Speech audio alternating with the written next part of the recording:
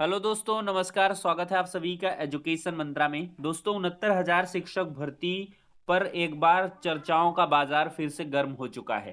CM और PM के बीच जो मीटिंग हुई है उसमें इसका हल निकल चुका है और 69,000 शिक्षक भर्ती पर चर्चा भी देखने के लिए मिली है।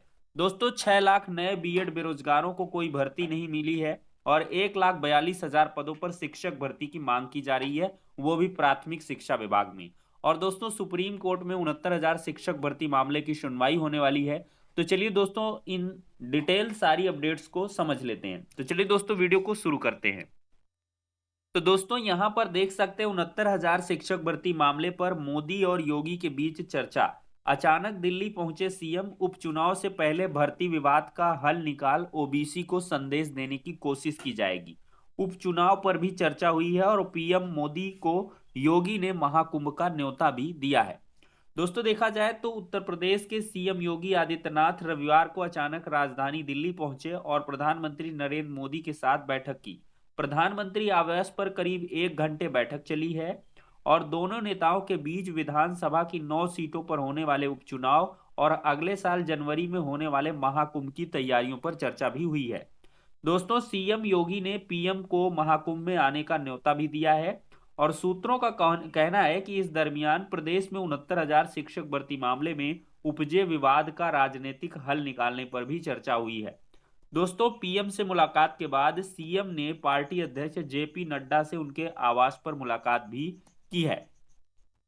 तो दोस्तों, देखा जाए तो लोकसभा चुनाव में विपक्ष की आरक्षण और संविधान खत्म करने की धारणा से हुए सियासी नुकसान की भरपाई के लिए दोनों नेताओं के बीच उपचुनाव की तैयारियों पर अहम बातचीत हुई है। सूत्रों का कहना है कि अगर सब कुछ ठीक रहा तो ओबीसी को बेहतर संदेश देने के लिए 69,000 शिक्षक भर्ती मामले का उपचुनाव से पहले हल निकाल लिया जाएगा। गौरतलब है कि शिक्षक भर्ती मामले में आरक्षण नियमों का पालन न होने के कारण विवाद खड़ा हो गया है और बीते दिनों इलाहाबाद हाईकोर्ट ने राज्य सरकार को नई सूची बनाने का निर्देश दिया था। हालांकि मामला सुप्रीम कोर्ट में अभी लंबित है। तो दोस्तों, कुल मिला के अगर राजनीतिक हल निकला है तो अवश्य ही 12,460 शिक्षक भर्ती की तरह इस भर्ती का विवाद भी जल्द से जल्द हल के रूप में आपको सामने मिल जाएगा।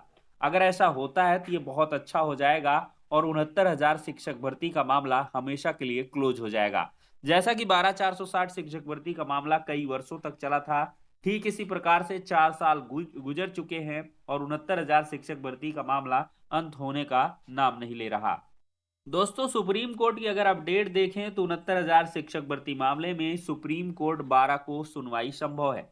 दोस्तों, 69,000 शिक्षक भर्ती की सुप्रीम कोर्ट में सुनवाई 12 नवंबर को संभावित है और इसे लेकर रविवार को आरक्षण प्रभावित अभ्यर्थियों ने जीपीओ पार्क में बैठकर रणनीति तैयार की है। इसमें निर्णय लिया गया है कि सुप्रीम कोर्ट में वरिष्ठ अधिवक्ताओं के माध्यम से मजबूत पक्ष रखा जाएगा।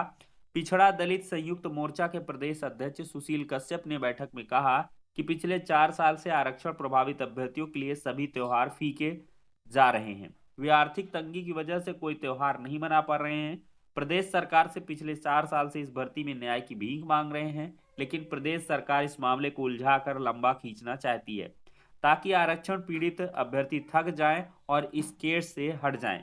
प्रदेश संरक्षक भास्कर सिंह ने कहा कि भर्ती में बेसिक शिक्षा नियमावली 1981 और आरक्षण नियमावली 1994 का उल्लंघन हुआ है। इससे आरक्षण प्रभावित अभ्यर्थियों को संविधान से मिलने वाले हक की हत्या की गई है। उनका हक मारा गया है। आरक्षण प्रभावित अभ्यर्थी शांत नहीं बैठेंगे, वह अपना हक सुप्रीम कोर्ट से लेकर रहेंगे। तो दोस्तों, देखते हैं 12 तारीख को मामले की सुनवाई भी होती है और सीएम पीएम के बीच मुलाकात हुई है, राजनीतिक हल भी इस पर निकाला गया है। तो देखते हैं दोनों चीजें बंच होकर क्या कुछ परिणाम यहाँ पर दिखाती हैं। दोस्तों, दूसरी तरफ एक मामला तूल पकड़ रहा है। 50 से कम छात्र संख्या वाले 27,764 विद्यालयों का दूसरे स्कूलों में विलय किया जाएगा। 14 नवंबर तक सभी जिले तैयार करेंगे रिपोर्ट और आरटीई से प्रवेश के लिए जिलों में होगा प्रचार। तो दोस्तों, 4 सरकारी मेडिकल कॉलेजों में प्रधानाचार्यों की तैनाती भी हुई है। अगर ऐसा होता है तो देखिए, महानिदेशक स्कूल शिक्षा कंचन वर्मा जी ने 18 से 23 नवंबर तक होने वाले निपुण मूल्यांकन टेस्ट की तैयारी करने के निर्देश दिए हैं और 4 दिसंबर को होने वाले परख राष्ट्रीय सर्वेक्षण के लिए कक्षा 3 और कक्षा 6 के विद्यार्थियों को तैयार करने के लिए भी प्रत्येक शनिवार को अभ्यास टेस्ट के लिए कहा है। दोस्तों कुल मिला के अगर ये विद्यालय इतने ज्यादा 27,000 विद्यालय दूसरे विद्यालयों में मर्ज हो जाते हैं तो समझ लीजिए बहुत बड़ी समस्या हो जाएगी और शिक्षक भर्तियों के लिए एक अकाल पड़ने वाला है। और दोस्तों यहाँ पर छात्र शिक्षक अनुपात में शिक्षा मित्रों को शामिल करना गलत है, इसके संबंध में शिकायत हुई है। शिक्षा अधिकार अधिनियम 2009 के तहत छात्र शिक्षक अनुपात में शिक्षा मित्र अनुदेशकों को शामिल करने का कोई प्रावधान नहीं है। यह शिक्षा अधिकार अधिनियम 2009 का उल्लंघन है। प्रतियोगी छात्रों ने प्रदेश के मुख्यमंत्री सीएम योगी आदित्यनाथ को पत्र लिखकर शिक्षकों के 1,42,000 पदों को भरने के केंद्रीय शिक्षा मंत्रालय के निर्देश का अनुपालन सुनिश्चित करने की मांग की है। दोस्तों प्रदेश के परिषदीय विद्यालयों में 6 साल से कोई भर्ती नहीं आई है।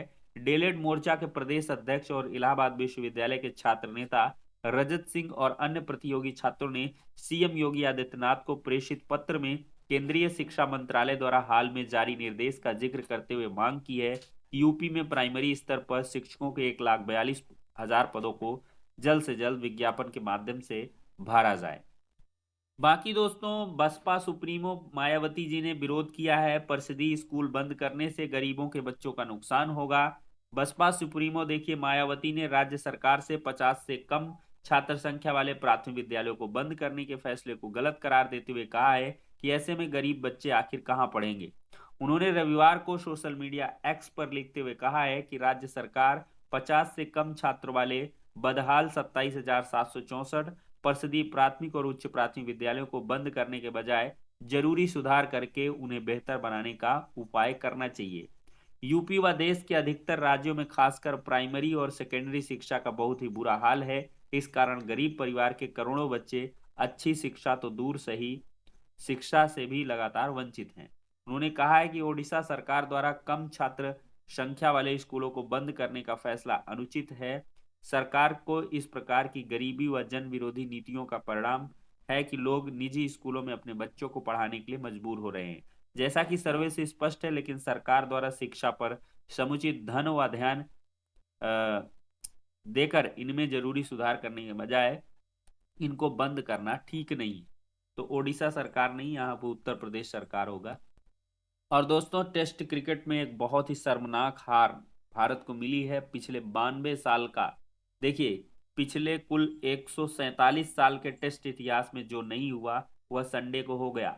भारतीय टीम अपनी धरती पर पहली बार 3 टेस्ट मैच की सीरीज में व्हाइट वॉश का शिकार हुई है। न्यूजीलैंड की टीम ने 94 साल के टेस्ट इतिहास में पहली बार किसी टेस्ट सीरीज में 3 मैच जीते हैं और उसने टेस्ट सीरीज में भारत में पहली बार क्लीन स्वीप करने का भी कीर्तिमान स्थापित कर लिया है।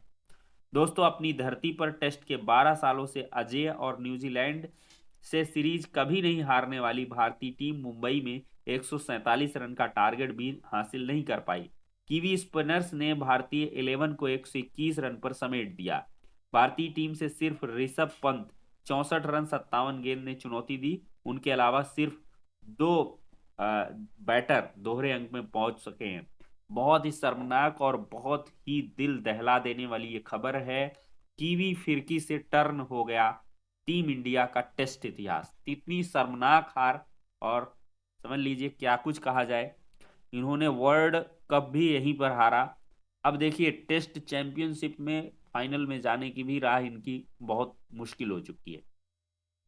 एक बहुत बड़े कह लें कि यूनिफॉर्म कह लें कि चेंज करने की आवश्यकता है। एक बहुत बड़ा परिवर्तन भारतीय टीम में चाहिए। भाई हमारे पास खिलाड़ी पर्याप्त हैं, टेस्ट टीम अलग हो, वनडे अलग हो, T20 अलग हो, और इसमें जो है जो खराब परफॉर्मेंस करें बिल्कुल ही उनको बाहर किया जाना चाहिए। रोहित शर्मा और विराट कोहली इनका टाइम जा चुका है। इनकी जगह किसी दूसरे प्लेयर को मौका देना चाहिए। चेतेश्वर पुजारा जैसा कि अच्छा काम कर रहे हैं और बहुत सारे क्रिकेटर्स हैं जो कह लें कि दबे हुए हैं, उनको मौका मिले तो अवश्य करें। और ये T20 और जो वनडे का काम है उसमें खेल खेल कर जो भी खिलाड़ी हैं वो टेस्ट मैच के लिए प्रिपेयर्ड नहीं है। तो एक मेंटली प्रिपेयर्ड होना चाहिए टेस्ट मैच के लिए। तो वो कहीं ना कहीं कह लें कि तो एक विशालकाय परिवर्तन होगा दोस्तों, तभी जाकर के इस प्रकार की शर्मनाक हारों से बचा जा सकता है। तो फिलहाल के लिए दोस्तों इस वीडियो में इतना ही, नेक्स्ट में मिलते हैं।